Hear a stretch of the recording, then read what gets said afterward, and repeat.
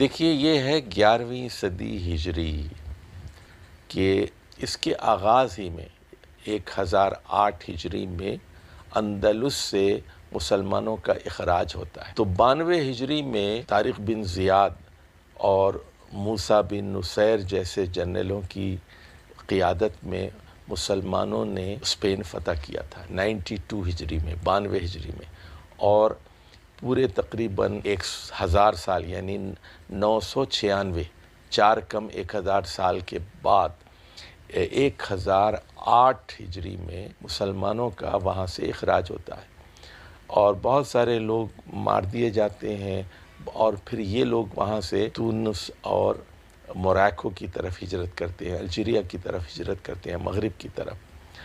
تو یہ ایک بہت ہی مسلمانوں کے لیے زوال کا آغاز ہے، 11ویں صدی کا آغاز۔ اچھا، دوسری طرف دیکھیے کہ 1008 ہجری ہی میں انگریز ایسٹ انڈیا کمپنی قائم کرتے، اور اس کے بعد پھر 1016 سے ہندوستان میں سمندری راستے سے انگریزوں کی آمد کا آغاز ہوتا ہے۔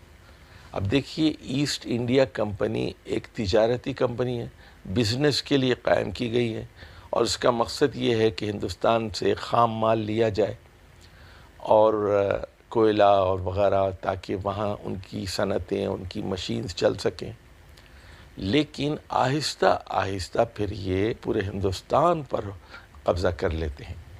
اچھا، ذرا ہندوستان کے ہندوؤں کو بھی ذرا سمجھنے کی یہاں کوشش کیجئے کہ 5-10 ہزار مسلمان گھوڑوں پر افغانستان سے آتے تھے، وہ شہاب الدین غوری ہو یا محمود غزنوی ہو یا پھر نادر شاہ ہو یا احمد شاہ ابدالی ہوں، اور ہندوستان یعنی پورا ان سے کانپتا تھا، مسلمانوں کی ایسی ہیبت تھی۔ تو دنیا میں فتوحات عدد کی بنیاد پر نہیں ہوتی، یہ بات ذرا سمجھ لیجیے۔ دنیا میں فتوحات تعداد کی بنیاد پر نہیں ہوتی، بلکہ کوالٹی، عزم، حوصلہ اور ایمان کی بنیاد پر ہوتی ہیں۔